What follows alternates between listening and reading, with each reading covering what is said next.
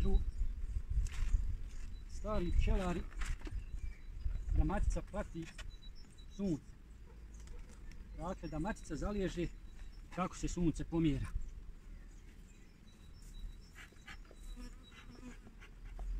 Ujutro je matica na istoku i kako se pomjera sunce, tako se matica pomjera zalažući na ramove.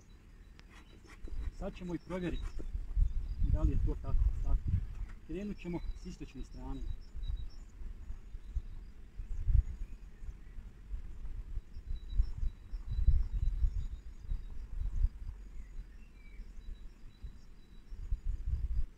Ovo nam je krajnji ram s istočne strane, izgrađena satna osnova u kojoj je zaleženo mlado leglo. Pčele su nam ljute. Snimanje prekidamo.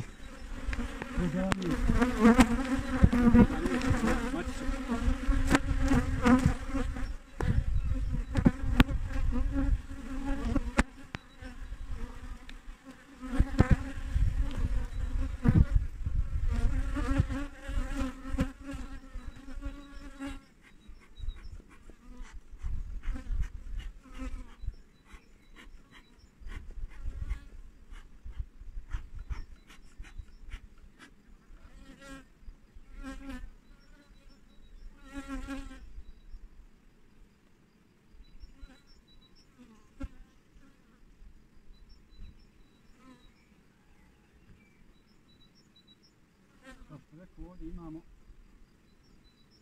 mlado leglo, izvučeno je satnoj osnovi. Ovo ćemo spustiti dole. Moramo polako raditi, pčele su nam preljute.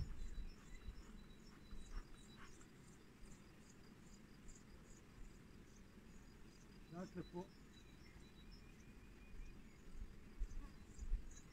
po govoru starih pčelara, matica bi trebala biti na 4., 5. ramu, gledajući sunce.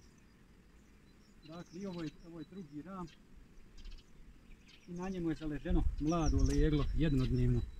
Dakle, ovdje je bila matica, ne znam da li se to vidi.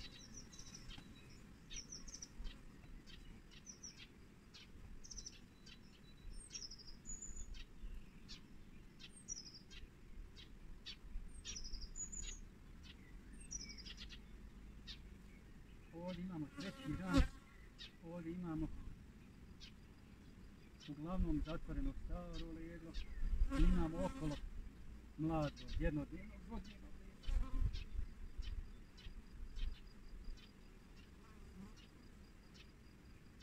Izgleda da ni ovdje nema.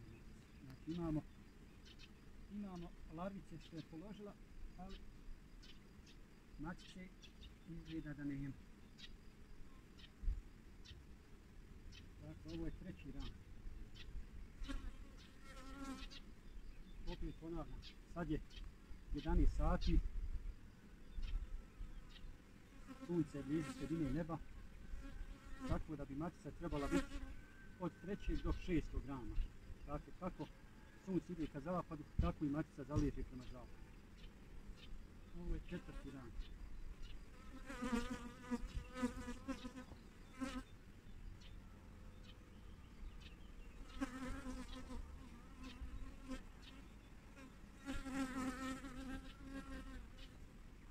Ovo je 4.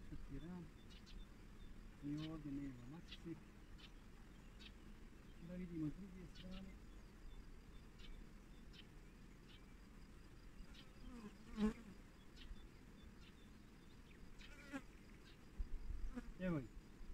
Evo je matica. Evo je matica. Evo je. Matica je ovdje. Znači, matica je na 4. ramu. Što odgovara teoriji i praksi starih pčelara kako se traži matica u toku dana. Dakle, pretpostavili smo da bi matica trebala biti od 3. do 6. rama i evo je na 4. ramu. Dakle, maticu smo našli na 4. ramu, evo je polaži. Dobro. Dakle, dragi moji pčelari, maticu tražite prema suncu.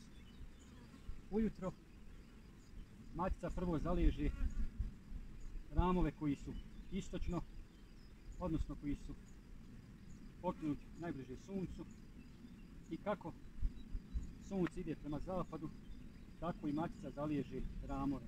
Krajem dana matica treba da bude na krajnjim ramovima. Dakle, provjerena teorija.